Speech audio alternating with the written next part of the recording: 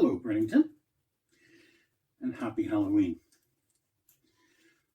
Because of crazy back disease, we couldn't have our annual ghost walk, so we thought it might be a good idea just to tell a few scary stories and maybe try a little magic. Now, please don't try this at home.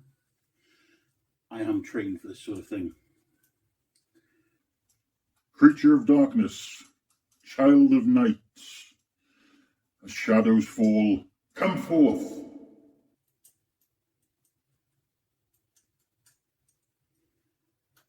By this charm and my will, this vessel fill.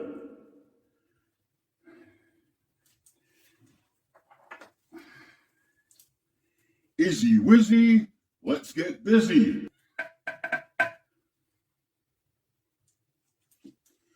There's the instructions. You're kidding me. Klaatu, Barada.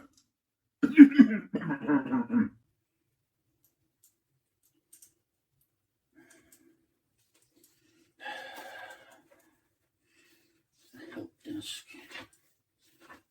These things never work first time. Swear to God, if I'm going to make another cover called Transylvania, there's going to be so much trouble.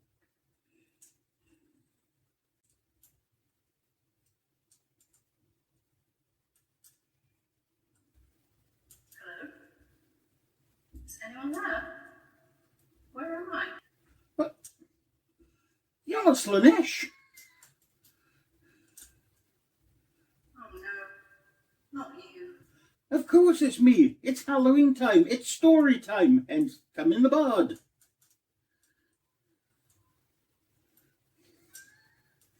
You know he steals these off the internet, don't you?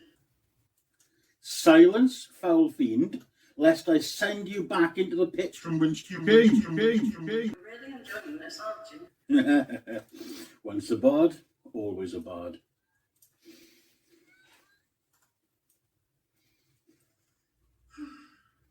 Now, for our first story. I call this the Brinnington Goblin. Over 100 years ago, when parts of Brinnington were still farmland, there was a farmer called Caleb Barnes. He was simple, honest, salt of the earth, raised cattle, cows, raised sheep, raised some pigs, all around the area where First House is today.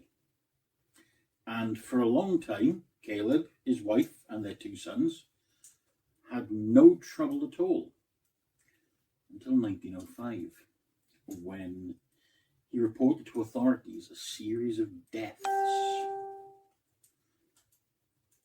that his cows, his sheep, even his pigs were found dead, their throats slit.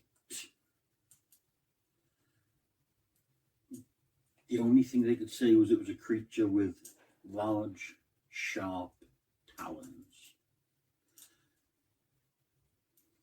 The police investigated, of course, but nothing was found. And that was the last they heard of it.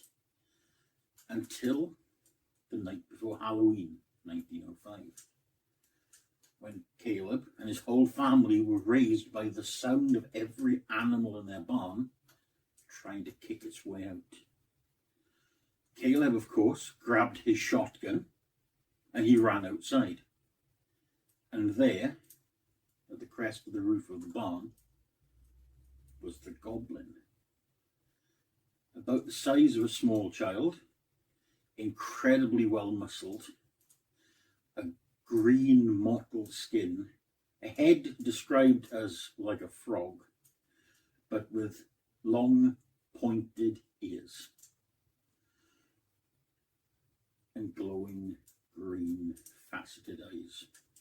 Caleb raised his shotgun to shoot. Before he could pull the triggers, the goblin was upon him. It knocked his shotgun aside, and the next thing he felt was its claws digging into his throat. And that would have been the end of Caleb. But for his wife snatching up his shotgun and blasting the creature, blowing its head clean off, its body disintegrated into 1,000 greasy shards. The head rolled for a second before it too disintegrated, leaving the after image of the glowing green eyes. And they say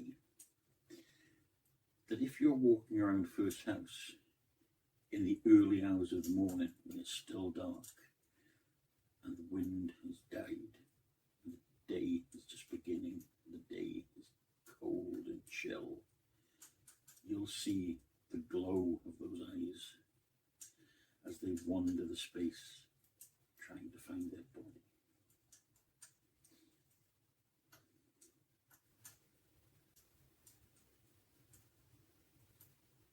Don't worry, viewers, goblins only eat children. And so they say. But why did that goblin attack the cattle?